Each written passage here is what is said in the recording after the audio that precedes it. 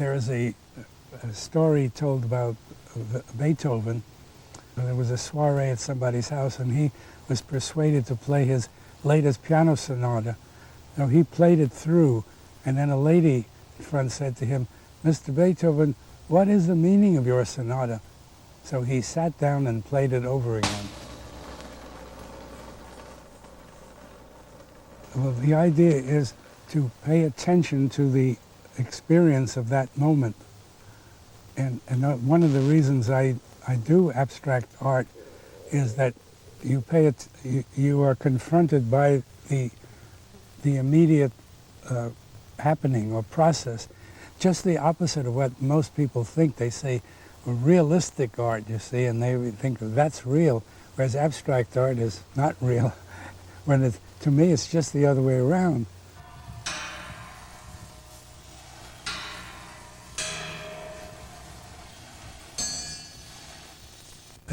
That a work of art is a kind of time being, or so you might say a time machine, that goes through the ages, down the ages, and radiating and affecting human minds. I think it was about 1926, there was an exhibition at the Brooklyn Museum, and that was a very important influence. It came as a shock to me at first. I remember looking at Duchamp-Villon's The Horse, and like anybody at the time, I would think to myself, now why does he call that the horse? It doesn't look like a horse. But anyway, that started a train of thought at the time. I did a great deal of reading of books on history of art, and I saw examples of both fairly solid, massive sculpture and even some sculpture made of feathers in some other parts of the world. And so I got the idea that you could make sculpture out of any material. The heart has its reasons that reasons knows nothing of.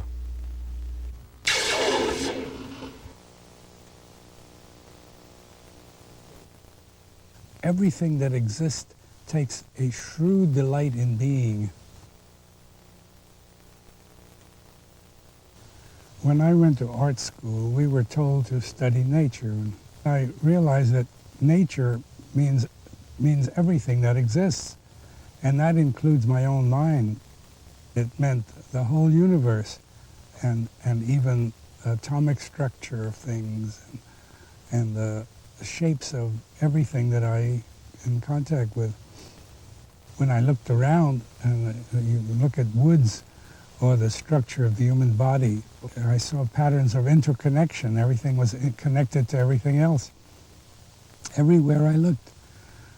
And that was a very important influence on my development. The whole idea of Buddhism ties in with much of my thinking. The word Buddha means the awakened one, and they hold that most everyone is sound asleep all the time. There's a story of this Zen master who was walking in the garden, and one of his disciples said, "Where can I find the Buddha?" In other words, ultimate meaning. And he looked at the leaves of it, and he said, "Now you see, these leaves are short, while these are long." Well, the idea is to pay attention to the experience of that moment. And one of the reasons I do abstract art is that you are confronted by the immediate happening or process, and you will pay attention to that. Whereas in painting or sculpture that has a narration or description, it refers back to something in the past or some other time, and it takes you away from the complete impact of the immediate present.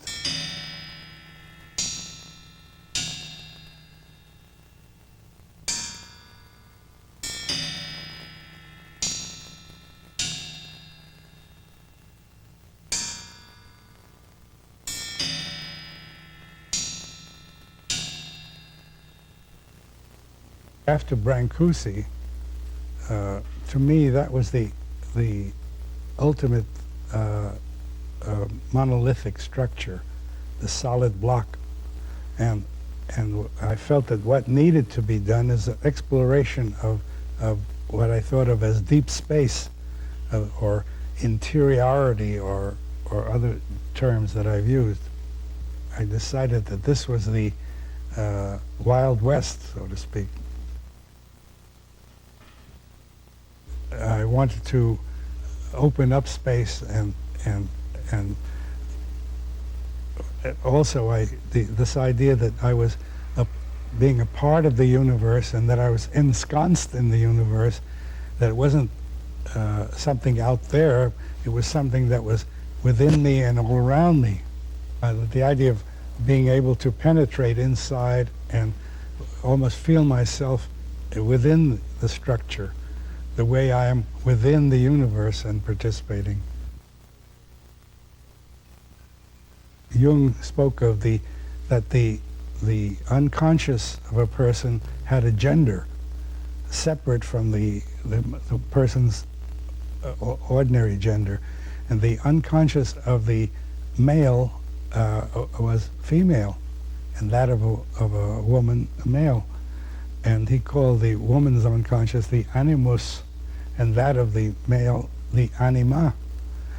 And then I thought, now in ancient Greece, the idea of the muse in the studio to inspire the artist, I thought that this was exactly the anima. And so I thought that my own instinct and intuition was the muse, and I trusted it. And this was the part, for me, also the basis of abstract expressionism, to trust my own instincts.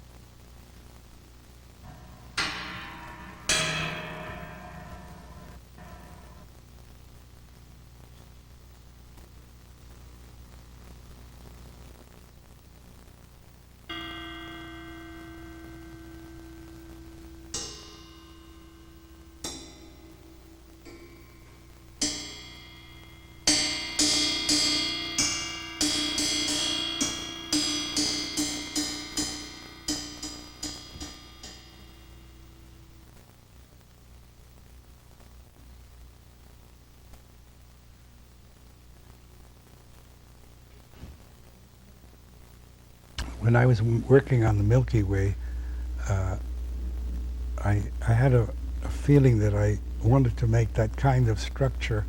At that time, I didn't have welding equipment, and I just had to make this structure, and I laid it out in wire, and I had to mix plaster and other things to model this up. When I made that piece, I felt that it was a breakthrough, a very important breakthrough. I almost blushed to confess that when I made it and I looked at it in the studio in my loft in New York, I actually was dancing around the studio. I was all alone, you know, and I felt, wow, I really got something going there, you know. In the long run, it's whatever works. That phrase, a work of art, means for me, a work of art must work.